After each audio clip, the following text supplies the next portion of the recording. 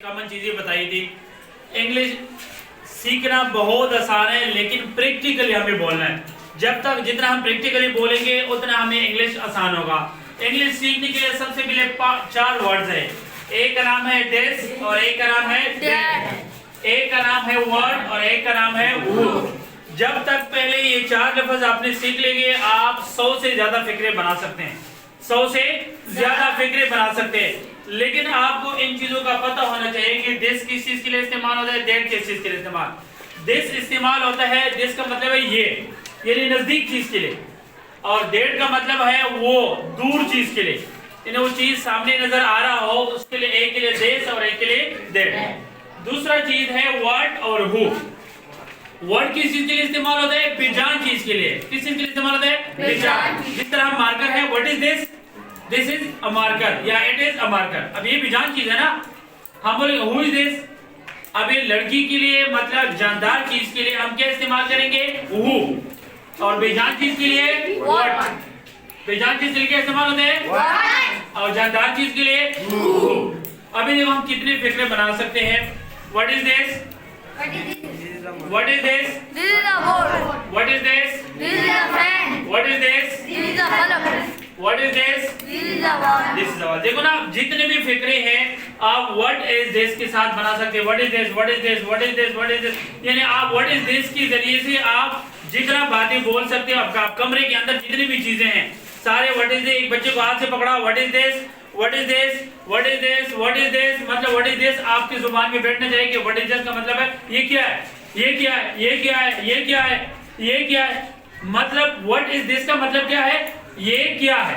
what is this, ये क्या है। what is this, ये क्या है? what is this, ये क्या है? what is this, ये क्या है? ये क्या है? नजदीक चीज के लिए। अब ये डेट आपसे थोड़ा दूर रहा आपको, तो व्हाट इज डेट, वो क्या है, वो क्या है, वो क्या है।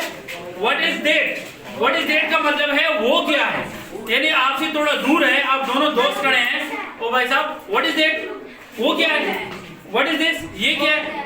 तो ये देश और डेट के दरमियान फर्क आपको पता होना चाहिए कि देश किस चीज के लिए इस्तेमाल होता है और डेट किस चीज के लिए इस्तेमाल होता है। समझ आ गया ना। Yes sir. वर्ड और हु भी क्या फर्क है। वर्ड का मतलब है बेजान चीज के लिए सवालिया निशान, किसी से सवाल पूछना है, किसी से सवाल पूछना है आपको एक चीज। व्हाट इज दिस, ये क्या है, it is a marker, it is a marker, ये मार्कर है। What is this, this is English language book. What is this, this is white board.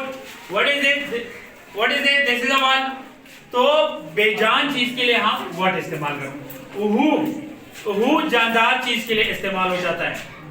जानदार चीज के लिए इस्तेमाल कौन सा होता है, हु मतलब है कि हु इज दिस, वो कौन है, this is my brother. Who is this, ये कौन है, दिस इज माय सिस्टर। वो हु इज दिस, ये वो कौन है, दिस इज माय फ्रेंड, ये मेरा दोस्त है। यानी जब बेजान चीज की तरफ इशारा हो तो आपने हु इस्तेमाल करना होगा। बेजान चीज की तरफ इशारा हो तो इसके लिए क्या चीज इस्तेमाल करना होता है, वर्ड। अभी आप बताएं दिस का मतलब क्या है, ये किस चीज के लिए इस्तेमाल होता है, this is use for near, करीब चीज के लिए इस्तेमाल होता है। This is use for near. That, this is use for far away, यानी दूर चीज के लिए इस्तेमाल किया जाता है। what is used for non living things, what is used for non living things, और who is used for living things।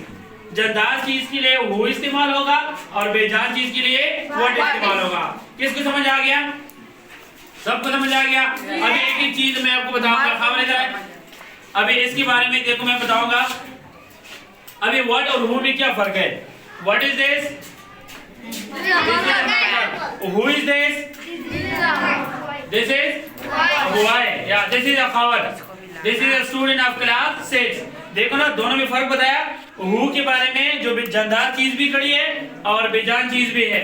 जो बेजान चीज के बारे में पूछना है तो क्या बोलेंगे, व्हाट इज दिस, ये क्या है। जानदार चीज के लिए हु इज दिस, ये कौन है, ये कौन है, this is my student, my class fellow, ये मेरी क्लास फेलो है। तो इस चीज के लिए आप दो चीजें आपने इस्तेमाल करनी है, व्हाट और हु में क्या फर्क है। दोनों समझ आ गई है।